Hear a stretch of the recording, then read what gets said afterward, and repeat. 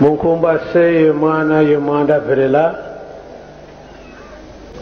ngi watu zaisa muna konto furu lukala ana von zore von tatu von lukala lu yindu lu yesungula mfunu takifumuka nzambi nge usinga kala wana kati wao makanda yezindinga tuna afurikiki kamuda muda nkagako muda uwa mfundu takifumuka yako bika mwanda verela nzambi katutiati saa.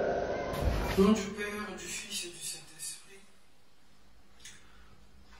nous allons commencer notre programme d'aujourd'hui et nous allons demander le chant ensemble à maman et ensuite la prière d'ouverture à maman Mika.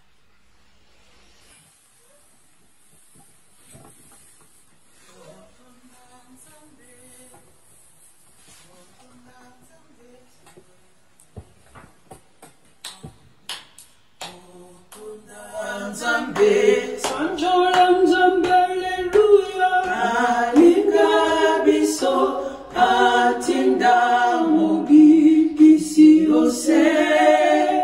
Tala ese moyo, alaka yangwe utakala.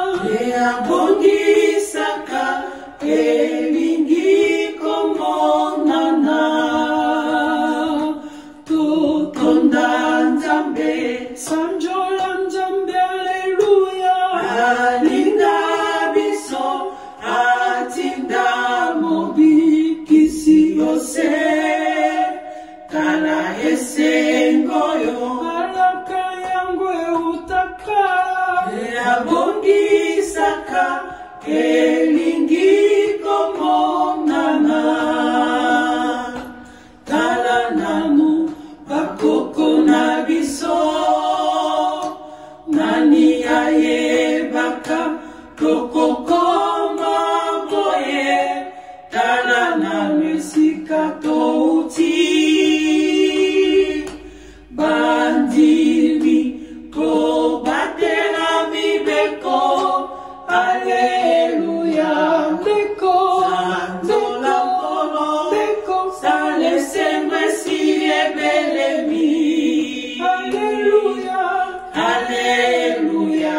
Sanjo. Sanzola polo. Sanjo. Sale sembe si ebelemi.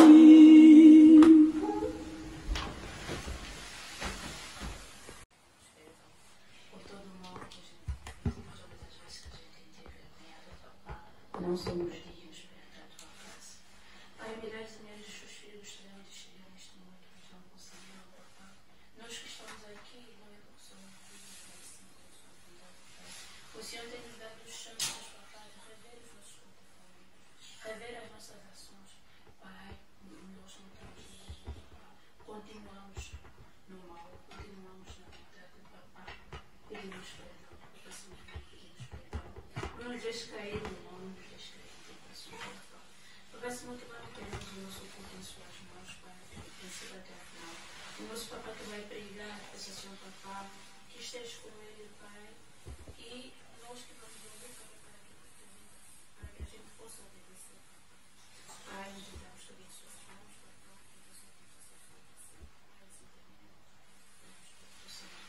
Amém.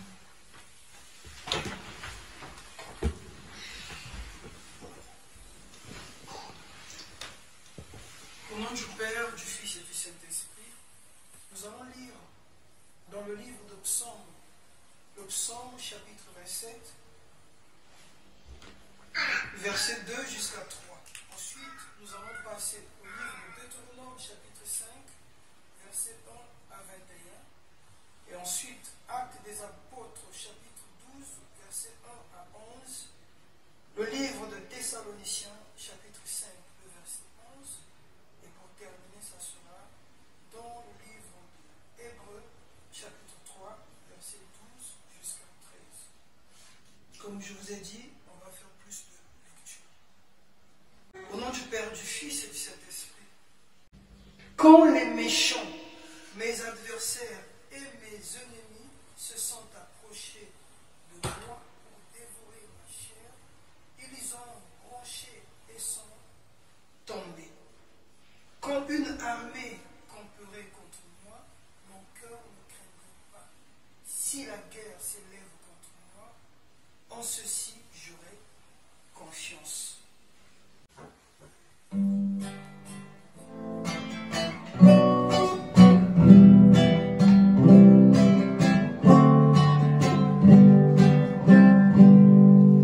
Voici les trois sentiers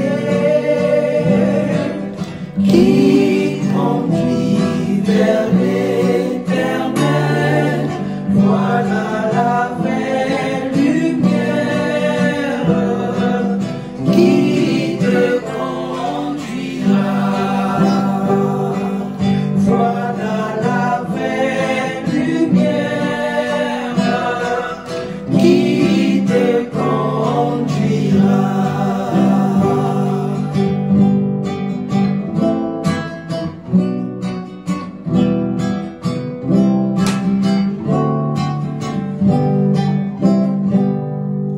Voici les trois sentiers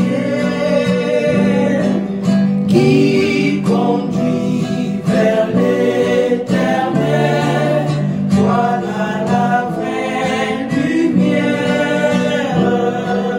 qui te conduira. Voilà la vraie lumière qui te conduira. Chrétien, chrétien, tiens ta lumière. Chrétien, chrétien, tiens ta lumière. Chrétien, qui te conduira toujours vers l'éternité. Chrétien, chrétien, tiens ta lumière. Chrétien, chrétien, tiens ta lumière. Chrétien, qui te conduira toujours vers l'éternité.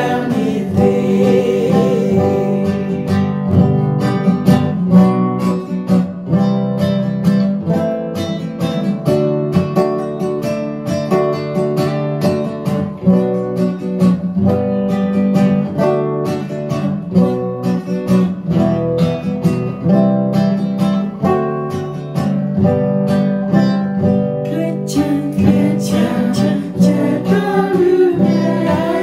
Chrétien, chrétien, tiens ta lumière. Chrétien, qui te conduira toujours vers l'éternité. Chrétien, chrétien, tiens ta lumière. Chrétien, chrétien, tiens ta lumière. Chrétien, qui te conduira toujours vers l'éternité. Chrétien, chrétien, tiens ta lumière. Chrétien, chrétien, tiens ta lumière. Chrétien, qui te conduira toujours vers l'éternité.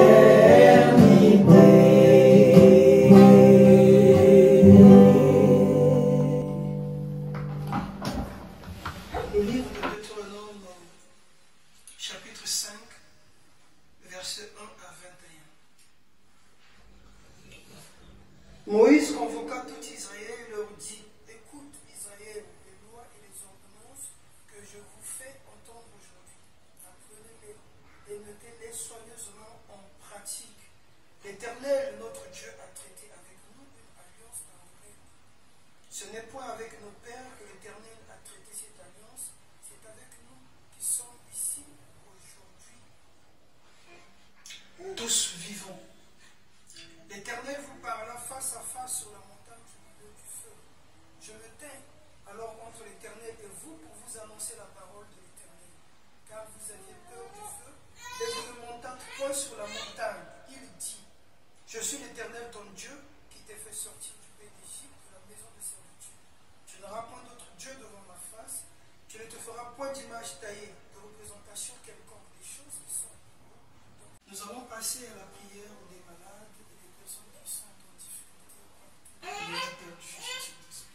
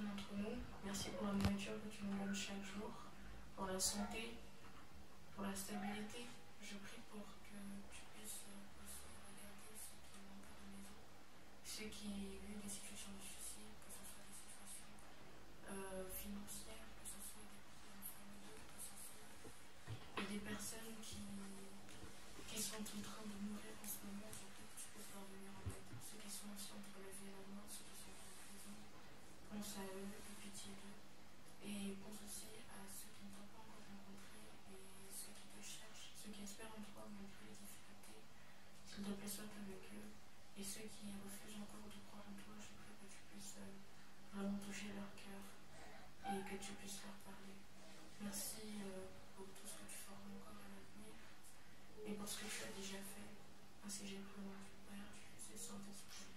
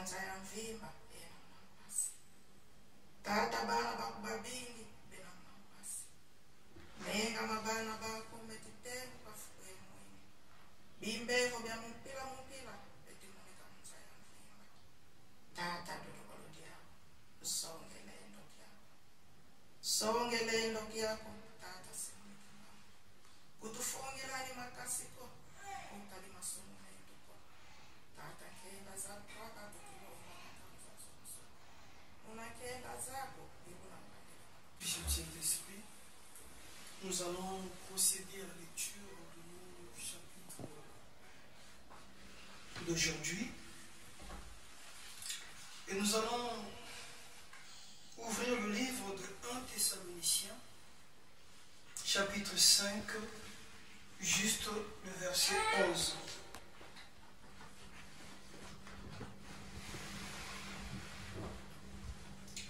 Thessaloniciens, chapitre 5, verset 11. Au nom du Père, du Fils et du Saint-Esprit. C'est pourquoi exhortez-vous réciproquement et édifiez-vous les uns les autres comme en réalité vous le faites. Je relis. C'est pourquoi exhortez-vous réciproquement et édifiez-vous les uns les autres comme en réalité vous le faites. Au nom du Père, du Fils et du Saint-Esprit, le livre de Hébreux, chapitre 3, verset 12 jusqu'à 13. Prenez garde, frères, que quelqu'un de vous n'ait un cœur mauvais et incrédule, au point de se détourner de Dieu, du Dieu vivant. Mais exhortez-vous les uns les autres chaque jour, aussi longtemps qu'on peut dire aujourd'hui, afin qu'aucun de vous ne s'endurcisse par la séduction du péché. Prions. Au nom du Père, du Fils et du Saint-Esprit, Dieu le Père, Papa Xolokelo, Dieu le Fils, Papa Dialmanakangano, Dieu le Saint-Esprit, Papa Dingena Kontima, Papa Simokimba, nous te remercions encore une fois pour tout ce que tu fais dans nos vies. Ce n'est que par ta grâce, par ton amour, par ta miséricorde que nous sommes là présents ici aujourd'hui pour te louer, pour te glorifier, pour écouter la parole de vie que tu nous as réservée aujourd'hui. Papa, moi je ne suis pas digne. Je suis rempli de péchés. Pardonne-moi, purifie-moi, sanctifie-moi. Et que toi, Papa Simokimba, le Saint-Esprit puisse parler en nous, que tu puisses nous prêcher, et que cette parole de vie puisse prendre une bonne place dans nos cœurs, et que tu puisses nous donner aussi la force de la mettre en pratique pour notre salut. Et ce nous prions, au nom du Père, du Fils et du Saint-Esprit. Amen. Amen. Au nom du Père, du Fils et du Saint-Esprit, nous avons lu 3 livres. Et comme d'habitude, dans la hiérarchie de notre Église, le programme se déroule toujours par un psaume. Et le psaume que nous avons lu, c'est un psaume de prière. C'est un psaume où on fait appel à Dieu quand les méchants, nos adversaires, nos ennemis nous entourent, nous combattent. On présente tout ce qui veut nous faire du mal à Dieu, parce que c'est Dieu qui fait la justice. C'est Dieu qui combat pour nous. Et voilà pourquoi dans ce psaume, c'est écrit: quand les méchants, mes adversaires et mes ennemis se sont approchés de moi pour dévorer ma chair, ils ont branché et sont tombés. Et qui fait tomber ses ennemis, nos adversaires? C'est Dieu. Quand une armée compère ou bien camperait contre moi, mon cœur ne craindrait pas. Parce que celui qui se confie à Dieu, celui qui marche en obéissant à Dieu, peu importe les situations, peu importe les difficultés, peu importe les combats, peu importe les adversaires qui luttent contre lui, il ne craint pas. Son cœur ne craindrait pas, car il a confiance en Dieu, que Dieu est là pour le protéger. Si la guerre s'élève contre moi, en ceci, j'aurai confiance. Peu importe la guerre, peu importe tout, ça peut être une guerre spirituelle, ça peut être aussi une guerre physique avec des armes, mais quand on a confiance à Dieu, on n'a pas peur. Voilà en résumé le psaume que nous avons lu. Nous passons au livre de Deutéronome. Le livre de Deutéronome, c'est un rappel. C'est un rappel que Dieu fait aux enfants d'Israël pour pouvoir marcher dans la crainte de Dieu, pour pouvoir marcher dans la lumière, pour pouvoir marcher dans la volonté de Dieu. C'est de lois. Ce sont des lois que Dieu a prescrites. Et comme on dit toujours, Écouter, c'est bien. Mettre en pratique, c'est encore mieux. Il y a aussi une différence entre entendre et écouter. Entendre, c'est comme si tu entendais du bruit. Les gens qui parlent, tu as entendu, mais tu n'as pas écouté. J'ai entendu plein de bruit, plein de sons, mais je n'ai pas écouté. Je n'ai pas écouté. Voilà. Parce que quelqu'un qui écoute, c'est quelqu'un qui a compris et qui va mettre en pratique. Mais quelqu'un qui a entendu, n'a rien compris, il ne sait pas quoi faire. Voilà la différence. Et là, dans le livre de Deutéronome que nous avons lu, Dieu nous demande pas seulement d'entendre, mais d'écouter et de mettre soigneusement en pratique. Toutes ces lois qu'il nous a données, c'est que pour notre bien, que ce soit le bien spirituel et aussi matériel. Parce que ça demande que nous marchions dans l'ordre. Et Papa Nzengela Mutima, il avait aussi parlé de respecter, il nous a recommandé de respecter l'État. Nous itissa luyalo. Respecter l'État, parce que c'est Dieu qui met en place l'État pour donner des lois, des ordres, pour que le peuple puisse marcher dans l'ordre. Donc, il y a la loi de Dieu, et il y a aussi la loi de l'État dans ce monde. Voilà. Donc, tout ce qui est commandement de Dieu, c'est pour notre bien spirituel et c'est aussi pour notre bien physique ou bien matériel. Que nous soyons dans l'ordre devant Dieu et nous soyons dans l'ordre devant l'État et devant les uns et les autres. Dans le livre des Actes des Apôtres, en résumé, ça parle de tout ce qui est persécution. Parce que les apôtres de Jésus qui ont évangélisé l'évangile de Jésus-Christ ont été persécutés. Donc nous pouvons dire que le thème de notre culte d'aujourd'hui, de notre prédication d'aujourd'hui, c'est la persécution des enfants de Dieu. La persécution de tous ceux qui évangélisent le nom de Dieu. La persécution de tous ceux qui évangélisent le nom de son Fils Jésus-Christ et la persécution de tous ceux qui évangélisent le nom du Saint-Esprit Kimba. Si nous lisons un tout petit peu encore sur ce verset, nous allons voir que le roi Hérode se mit à maltraiter quelques membres de l'Église.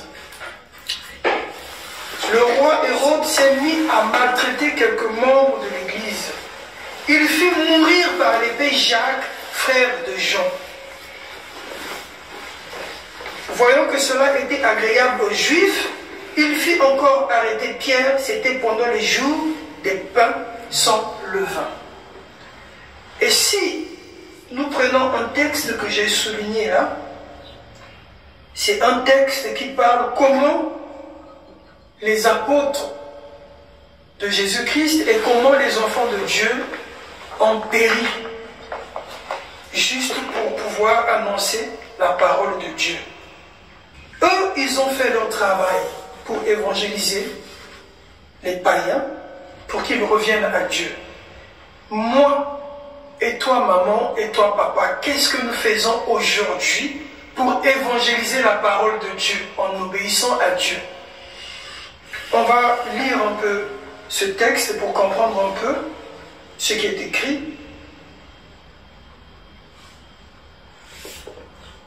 Qu'y est-il arrivé à l'église du Christ? Et si l'on pouvait vous arrêter pour être allé aux activités d'échange ou vous tuer pour avoir rendu témoignage, imaginez la situation s'il était contraire à la loi d'avoir votre propre exemplaire des Écritures ou s'il n'y avait pas de prophète vivant pour vous guider. Les apôtres ou bien les prophètes d'avant, Dieu choisissait toujours un dans un peuple élu.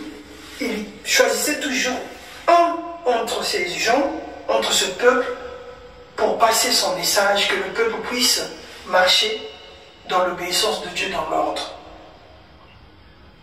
Dieu le Père il a envoyé Jésus-Christ. Jésus-Christ a fait sa mission. Il a pris tous nos péchés sur la croix, il a été crucifié.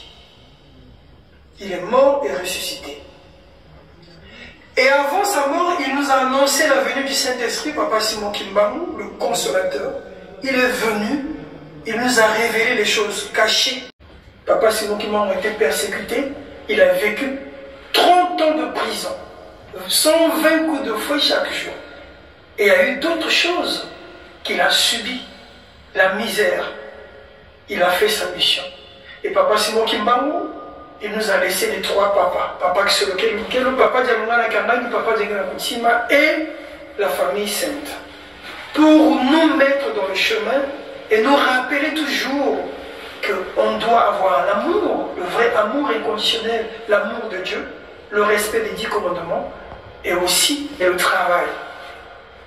Les premiers chrétiens se sont trouvés face à ces situations après la mort de Jésus-Christ, moins de 400 ans après la mort du Sauveur. L'Église telle que Jésus l'avait organisée ne se trouvait plus nulle part sur la terre. C'était le début d'une période qu'on appelle la grande apostasie. C'était une époque où les gens persécutaient, torturaient et tuaient les chrétiens. Et où l'Église elle-même, n'ayant pas de dirigeants inspirés, s'était corrompue. Même l'Église était corrompue. Le monde était dans les ténèbres spirituelles. Qu'est-il arrivé aux apôtres? Après la mort du Sauveur, les apôtres ont prêché l'Évangile et l'Église s'est rapidement répandue dans tout l'Empire romain. Mais presque immédiatement après l'ascension du Sauveur, les apôtres ont commencé à être persécutés. Que faisons-nous, nous kimbanguistes, aujourd'hui? Qu'est-ce que moi je fais après être baptisé? Est-ce que je continue à suivre le monde ou je continue à suivre les ordonnances de Dieu? J'ai changé positivement ou négativement? C'est cette question qu'on doit se poser. Savons-nous comment sont morts les apôtres de Jésus?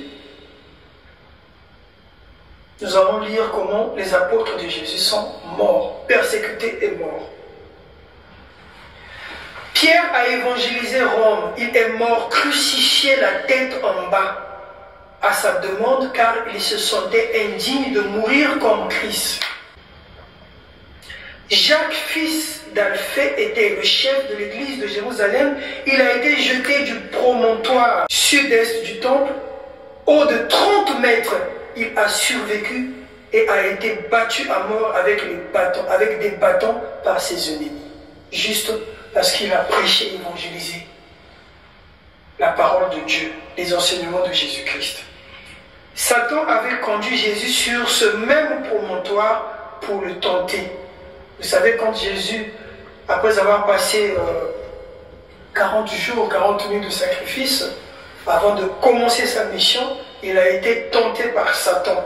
Satan avait conduit Jésus sur ce même promontoire, sur la montagne pour le tenter. Mais il n'avait pas réussi parce que Jésus, fils de Dieu, est Dieu. André est mort crucifié après avoir évangélisé autour de la mer Noire.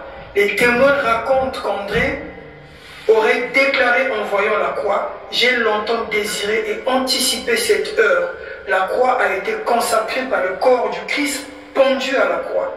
Il a continué à prêcher à ses tortionnaires pendant 2 jours avant de mourir. Jacques, fils de Zébédée, a évangélisé l'Espagne. Il est le premier apôtre à mourir en martyr, décapité à Jérusalem. Barthélemy a évangélisé l'Arabie et la Mésopotamie. Il a été flagellé, écorché vif, crucifié puis décapité.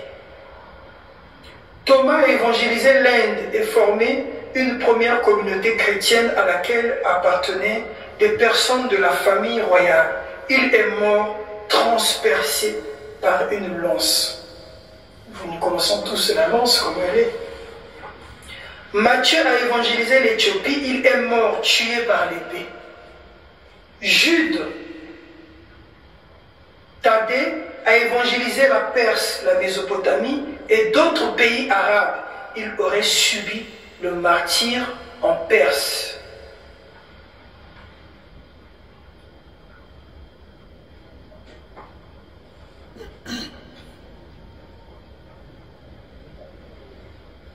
Simon le Zélote a évangélisé la Perse, Égypte et les Berbères.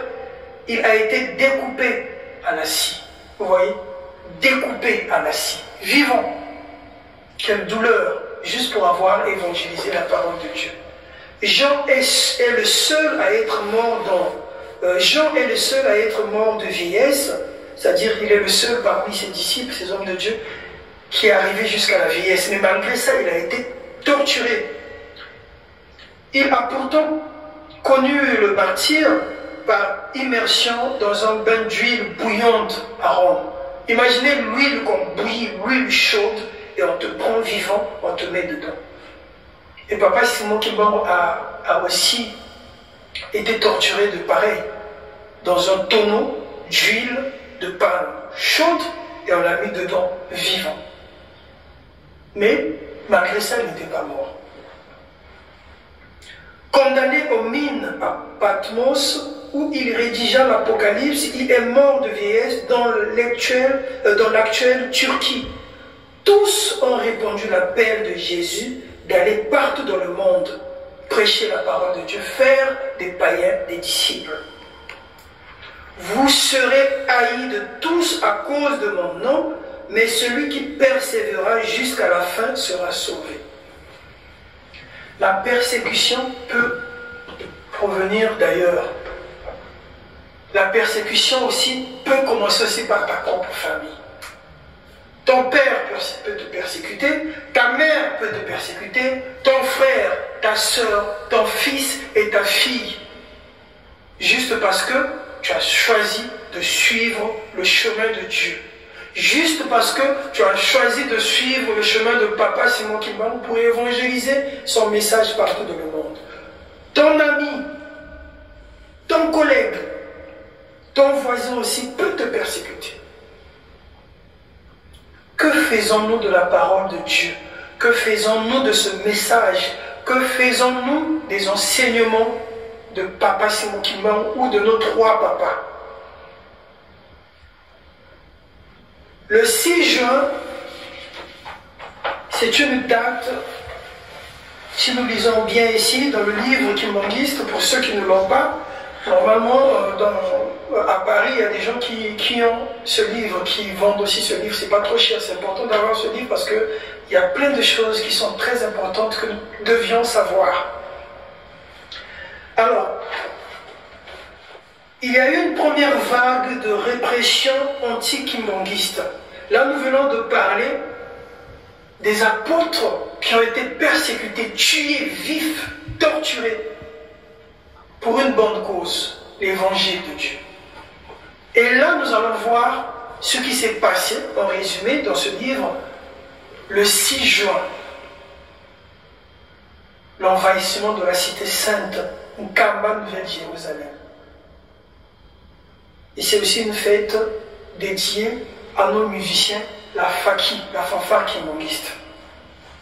La première vague de répression anti-kimbanguiste, la première vague de la répression contre le kimbanguisme remonte au 6 juin 1921, lorsque l'administrateur territorial Georges Léon Morel essaie de s'emparer de Simon Kimbangu à Nkamba. La tentative d'arrestation ayant échoué, Kimbangu se voit contraint à la clandestinité. Il est littéralement traqué par le pouvoir colonial belge. La situation se complique dès lors que des prophètes surgissent partout dans le Bas-Congo et enseignent aux populations une doctrine qui n'a rien de commun avec le christianisme prêché par Simon Kimbangu. Parce que Simon Kimbangu, Papa Simon Kimbangu, a reçu le baptême protestant. Donc il a fait son catéchisme dans l'église protestante. Mais qu'est-ce qui s'est passé? Quand Papa Simon Kimbangu a commencé sa mission, il a prêché le vrai évangile. Parce que les protestants, quand ils prêchaient, en fait, les colons dans ce temps, ce qu'ils disaient, ce qu'ils prêchaient, c'était contraire à ce qu'ils faisaient en pratique. Ils prêchaient l'amour, mais au contraire, ils maltraitaient la population noire africaine. Ils parlaient d'amour, mais au contraire, ils torturaient les Africains. Mais Papa Simon Kimbangu, quand il parlait de l'évangile de Jésus-Christ, il démontrait cet amour-là. Et voilà pourquoi une grande masse, une foule des Africains, des Noirs dans le temps, suivaient Papa Simon Kimbangu parce qu'il apportait le vrai évangile d'amour, de paix, de joie, de solidarité, la vraie lumière. La situation se complique dès lors que des prophètes surgissent partout dans le Bas-Congo et enseignent aux populations une doctrine qui n'a rien de commun avec le christianisme prêché par Simon Kimbangu. Contrairement à ce que recommande Kimbangu, il en est de ces prophètes qui ordonnent à la population de cesser de payer les impôts. Quoi qu'il en soit, les scènes de violence sont quasi inexistantes. Un seul cas est à signaler à Kiwembo, une foule excitée à brûler le chapelle catholique. En fait, il s'agit bien plus d'un acte qui traduit la rivalité entre catholiques et protestants qu'il n'est une action kimbanguiste dirigée contre les catholiques. Depuis l'installation des protestants en Ndembo, écrit le révérend père Van Kemput, des femmes de cette mission parcoururent nos villages essentiellement catholiques pour tâcher d'y introduire le chef. Nous avons laissé faire. L'apparition de nombreux prophètes se réclamant à tort de Kimbangu contraignit les autorités coloniales à appliquer contre le kimbanguisme la solution salinienne.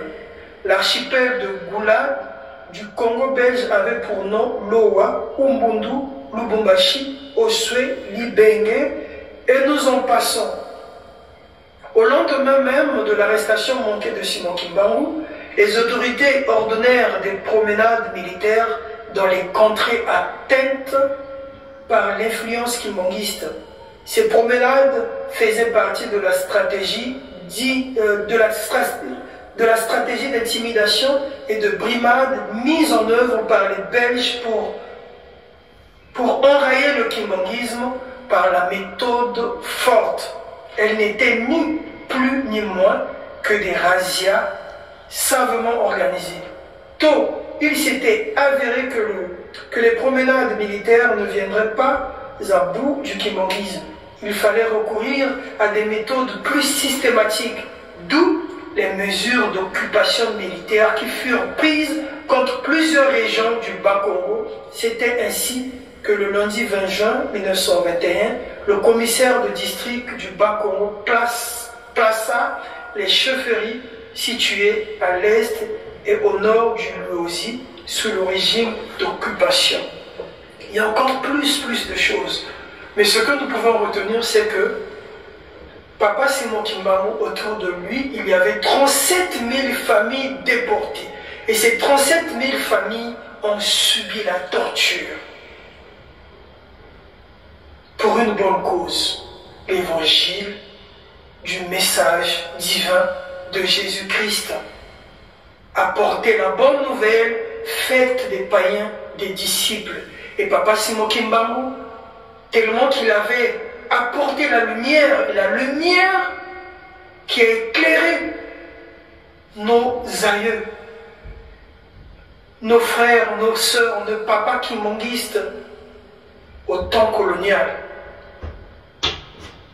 Et ils ont subi la torture, la persécution, comme l'ont subi aussi les apôtres de Jésus-Christ. Voyez-vous, ou voyons-nous ce que nos aïeux ont souffert juste pour apporter la bonne nouvelle, le message de Dieu. Et que faisons-nous? Oh, qu'est-ce que moi je fais, Papa Bix, pour la bonne nouvelle de Papa Simon Kimbangu? Que faisons-nous, papas et mamans? Notre comportement, notre attitude, notre conduite. Que faisons-nous devant ceux qui ne connaissent pas Dieu, devant ceux qui ignorent Papa Simon Kimbangu comme Saint-Esprit. Parce que l'évangile, c'est pas seulement parler, prêcher, mais ma conduite juste, sans pourtant parler. Ma conduite, c'est une forme d'évangéliser. Si je me conduis bien devant Dieu, c'est une forme d'évangéliser. Parce que ceux qui sont autour de moi vont observer ma bonne conduite. Et ils vont aussi changer. Ma façon de parler, ma façon d'agir, juste ma façon de marcher, de m'habiller, c'est une évangélisation. Soyons honnêtes, soyons vrais et sincères devant notre Dieu. Et autour de nous, nous allons apporter la bonne nouvelle de Papa Simon Kimbangu. Nous sommes une petite paroisse, mais n'ignorez pas que nous sommes dans la présence de Dieu et autour de nous, il y a les anges qui sont avec nous. Il y a des anges qui sont avec nous, qui font leur travail au milieu de nous. Voilà. Donc voilà pourquoi nous lisons toujours la parole de Dieu. Nous faisons juste un rappel que nous puissions nous conduire devant notre éternel Dieu, devant Papa Simon Kimbangu, en obéissance et en respectant la parole de Dieu. Pour conclure, nous allons juste relire l'un des chapitres que nous avons choisi et ensuite nous allons conclure notre prédication d'aujourd'hui. 1 Thessaloniciens, chapitre 5, c'est juste le verset 11. C'est écrit, c'est pourquoi exhortez-vous réciproquement et édifiez-vous les uns les autres comme en réalité vous le faites. Donc il nous demande qu'on puisse nous exhorter réciproquement, nous édifier les uns les autres comme en réalité nous le faisons. Le dimanche passé on était là, on l'a fait. Ce dimanche aussi nous le faisons. Les dimanches qui suivront, nous allons continuer à le faire fraternellement. Nous nous exhortons, nous nous édifions pour que nous puissions marcher dans l'amour, le respect des commandements et le travail qui est les bonnes œuvres pour l'édification de l'Église. Voilà, ainsi nous terminons. Que Dieu, le Saint-Esprit, Papa Simon Kimbangu, puisse nous donner la force de mettre en pratique ce qu'il nous oriente pour notre salut, car le salut est individuel. Je termine ainsi au nom du Père, du Fils et du Saint-Esprit. Mettons-nous debout pour prier.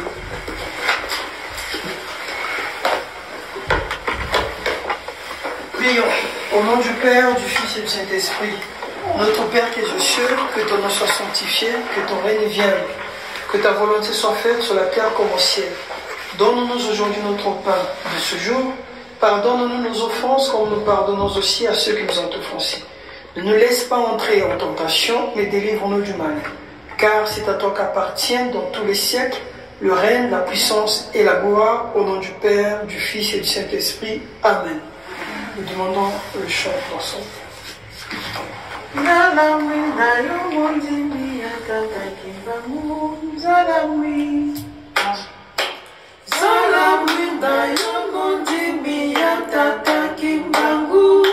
Mokili mobimbe pesa melio Pamweko kipanza sambo ya tata Nzambe Bangomba masoma landa sebino Jala mwinda yo mondimi ya tata Kimbangu Mokili mobimbe pesa melio sango ya tata Nzambe Bangomba somalanda sebino na bijaleli na boyokani na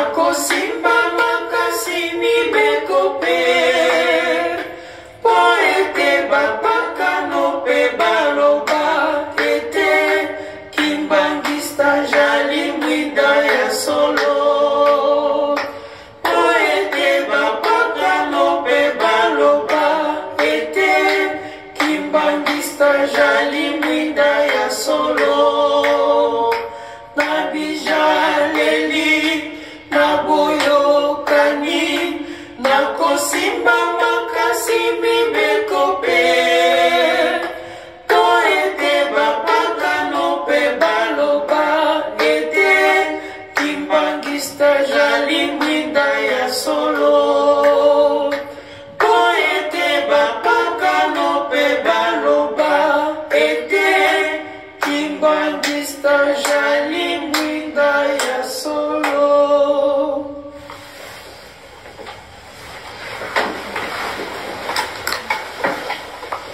Au nom du Père, du Fils et du Saint-Esprit, nous passons à la partie sociale. On n'a pas des nouvelles informations à passer. Tout ce que nous pouvons dire, que nous rendons gloire à Dieu pour tout ce qu'il a fait et pour ce qu'il fera aussi les jours à venir. Comme on vient de l'écouter dans la chanson, soyons lumière, la lumière de Dieu qui brille partout. Et que les païens qui ne connaissent pas Dieu, qu'ils puissent comprendre que Kimbangiste est lumière. Kimbangiste est la vraie lumière. Alors si Dieu nous fait grâce, encore une fois, le dimanche prochain, nous serons encore ici, nous allons nous retrouver ici pour remercier Dieu encore, pour partager sa parole et rendre gloire à notre Dieu, Papa Simon Kimbangu. Kimbangiste, oye! Oye, Kimbangiste, oye! oye, Kimbangiste, oye! oye, oye, oye, espoir du monde, Église universelle. Papa Simon Kimbangu, oye! Oye, Papa Simon Kimbangu, oye! oye, Papa Simon Kimbangu, oye! oye, oye, oye, Papa Simon Kimbangu, Molimo Sango. Mama Mwilu, oye! oye, Mama Mwilu, oye! oye, Mama Mwilu, oye! oye, oye, oye, soutien de l'Église. Papa Kisolokele Lukelo, oye! Oye, Papa Jalungana Kiangani, oye! oye, Papa Jengena Kuchima, oye! oye, oye, oye, Espoir du monde, nous sommes avec vous. Bah jeune, oye! oye, Bah jeune, oye! oye, Bah jeune, oye! oye, oye, oye, espoir De l'église. Lokumu! Nalibota e santu. Lokumu! Nalibota e santu. Kembo! Nalibota e santu. Kembo! Nalibota e santu. Botosi! Nalibota e santu. Botosi! Nalibota e santu. Yangonde! Ekangeli na biso! Yangonde! Ekangeli na biso! Kimbangu Lumaya Nzambe. Alongi, alongi, alongi, alongi, alongi solo. Namsala kola pesa. Inoye, alongi, alongi, alongi, alongi tumba. Kimbangu Lumaya Nzambe. Alongi, alongi, alongi, alongi, alongi solo.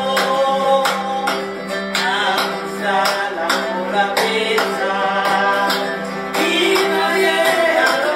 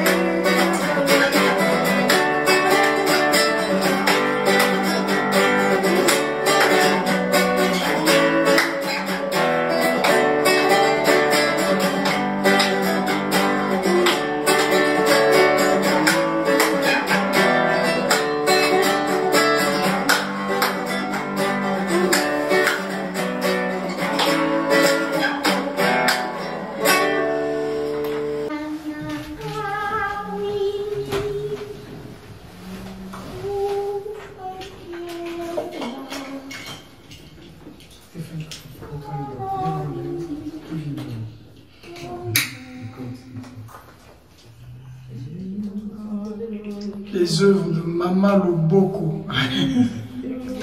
Deux personnes. Ah, ok. Donc, les œuvres des Mama Loboko. Et la coordination est Maman Monica. Voilà, sous la coordination de Maman Monica. Protocole international. Suivi de Maman Niclette. La coordination de Maman Monica, tu as bon.